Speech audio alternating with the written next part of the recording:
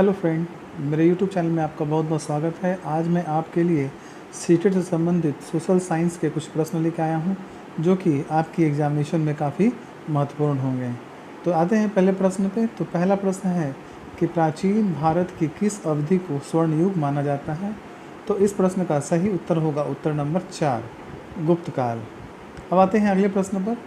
तो अगला प्रश्न है, किसी देश की सरकार या किसी राज्य पर किसी राजा या रानी का आमतौर पर जीवन भर के लिए राज चलता है, उसे निम्न में से क्या कहा जाता है?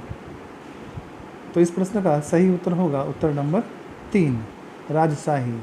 अब बढ़ते हैं अगले प्रश्न पे।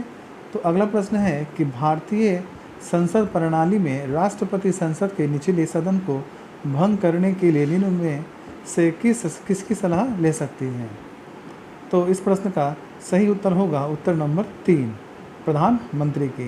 अब बढ़ते हैं अगले प्रश्न की ओर। तो अगला प्रश्न है कि निम्नलिखित में से कौन से असमानता घटाने का उपाय नहीं है? तो इस प्रश्न का सही उत्तर होगा उत्तर नंबर 4, अर्थव्यवस्था का उदारीकरण। अब बढ़ते हैं अगले प्रश्न की ओर। तो अगला प्रश्न है कि निम्नलिखित ग्रहों में से कौन सा ग्रह सौर मंडल के अन्य ग्रहों से विशिष्ट हैं? तो इस प्रश्न का सही उत्तर होगा उत्तर नंबर 2, बृहस्पति। अब बढ़ते हैं अगले प्रश्न की ओर। तो अगला प्रश्न है कि चंद्रगुप्त मौर्य का पुत्र कौन था? तो इस प्रश्न का सही उत्तर होगा उत्तर नंबर 3, बिंदुसार। अब बढ़ते हैं अगले प्रश्न की ओर। तो अगला प्रश्न है कि निम्नलिखित पुरातत्वविदों में से किसने खुदाई के दौरान लोथल की खोज की थी? तो इस प्रश्न का सही उत्तर होगा उत्तर नंबर 1, SR राव। अब बढ़ते हैं अगले प्रश्न की ओर। तो अगला प्रश्न है कि वायुमंडल की निम्न गैसों में से कौन सी गैस नाइट्रोजन के बाद सर्वोच्च सघनता वाली है? तो इस प्रश्न का सही उत्तर होगा उत्तर नंबर 1, ऑक्सीजन। अब बढ़ते हैं अगले प्रश्न की ओर। तो अगला प्रश्न है कि मौसम वैज्ञानिक निम्नलिखित क्षेत्रों में से किस क्षेत्र की गतिविधियों के आधार पर मौसम का पूर्वानुमान लगाते हैं? तो इस प्रश्न का सही उत्तर होगा उत्तर नंबर 1, क्षोभ मंडल। अब बढ़ते हैं अगले प्रश्न की ओर। तो अगला प्रश्न है कि निम्नलिखित कथनों में से कौन सा कथन ग्राम सभा के विषय में सत्य है? तो इस प्रश्न का सही उत्तर होगा उत्तर नंबर 2, कोई भी जो 18 साल या इससे अधिक है वह ग्राम सभा का सदस्य है। अब बढ़ते हैं अगले प्रश्न की ओर।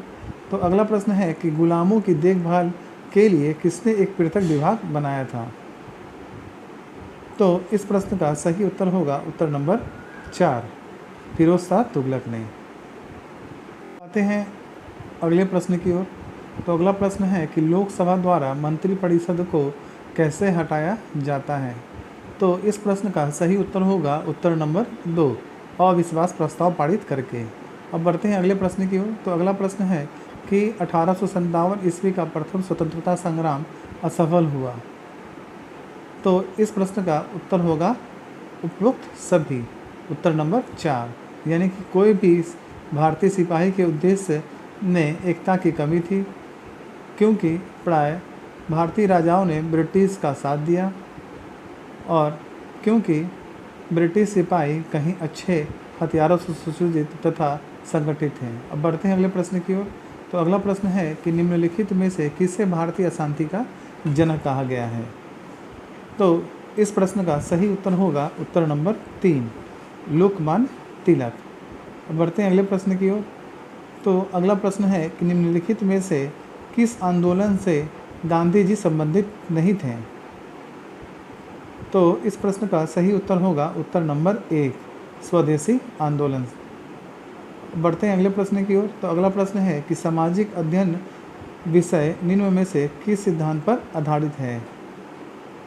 तो इस प्रश्न का सही उत्तर होगा उत्तर नंबर 1, ज्ञान एक इकाई है। बढ़ते हैं अगले प्रश्न की ओर। तो अगला प्रश्न है कि निम्न में से कौन सा पाठ्यपुस्तक विधि का एक दोष नहीं है? तो इस प्रश्न का सही उत्तर होगा उत्तर नंबर 2, यह विधि शिक्षण के सूत्रों जैसे सरल से कठिन की ओर आदि की उपेक्षा करती है। अब बढ़ते हैं अगले प्रश्न की ओर। तो प्रश्न है कि सामाजिक विज्ञान के संदर्भ में निम्नलिखित में से कौन सा कथन असत्य है? तो इस प्रश्न का सही उत्तर होगा उत्तर नंबर 2। सामाजिक विज्ञान के प्रकरण किसी एक विषय से संबंधित होते हैं। बढ़ते हैं अगले प्रश्न की ओर। तो अगला प्रश्न है, निम्न में से समस्या समाधान विधि का गुण क्या है? तो इस प्रश्न का सही उत्तर होगा उत्तर नंबर 1। इस विधि से छात्र भावी जीवन की समस्याओं का हल सीखते हैं। अब बढ़ते हैं अगले प्रश्न की ओर। तो अगला प्रश्न है कि सामाजिक अध्ययन में परिवीक्षित विधि का दोष है। तो इस प्रश्न का सही उत्तर होगा उपरोक्त सभी। उत्तर नंबर 4, यानी कि इसमें समय अधिक लगता है, अतः एक कालांश अपर्याप्त होता है, और दूसरा कि यह विधि व्यय साध्य है, और तीसरा इसमें शिक्षकों को श्रम अधिक करना पड़ता है। अब बढ़ते हैं अगले प्रश्न की ओर। तो अगला प्रश्न है कि सामाजिक विज्ञान में पाठ्य सहगामी क्रियाओं का उद्देश्य है। तो इस प्रश्न का सही उत्तर होगा उत्तर नंबर 4, उपरोक्त सभी। यानी कि पहला है कि व्यवहार के उच्चतम प्रतिमानों का विकास करना, और दूसरा है सामुदायिक जीवन के विस्तृत क्षेत्रों में रुचि का विकास करना, और तीसरा है छात्रों के विशेष कौशलों का विकास करना।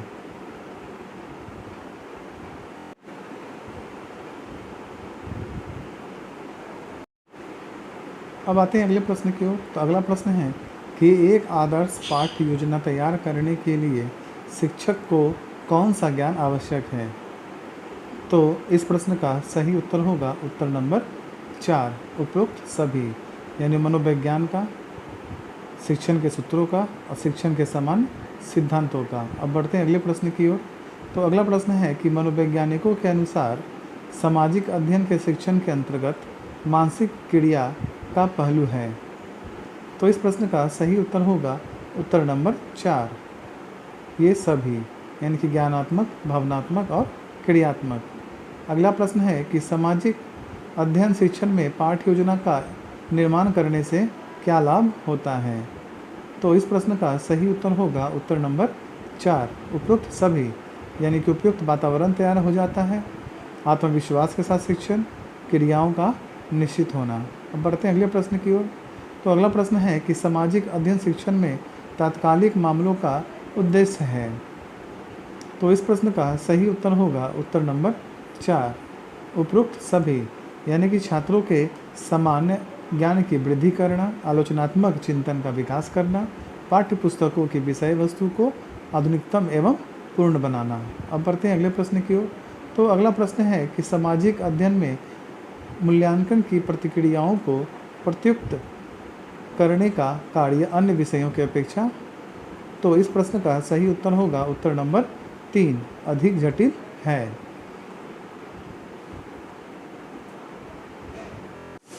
अब बढ़ते हैं अगले प्रश्न की ओर।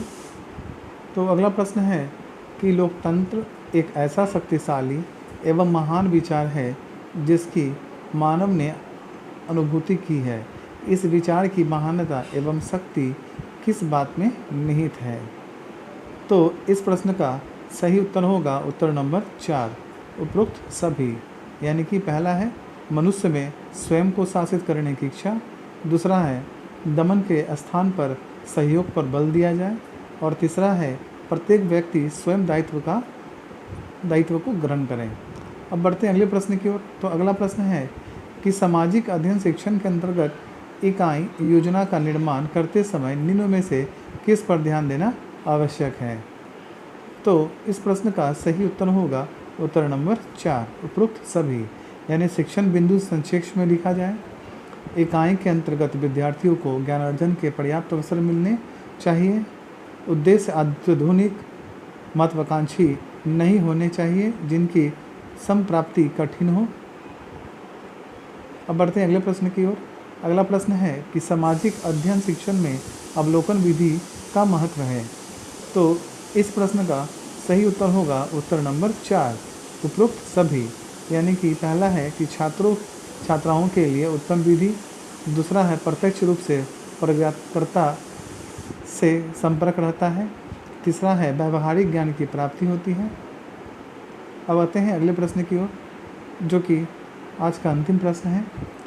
तो वह विधि जिसमें छात्र एवं अध्यापक विचारों का आदान प्रदान करते हैं कहलाती है।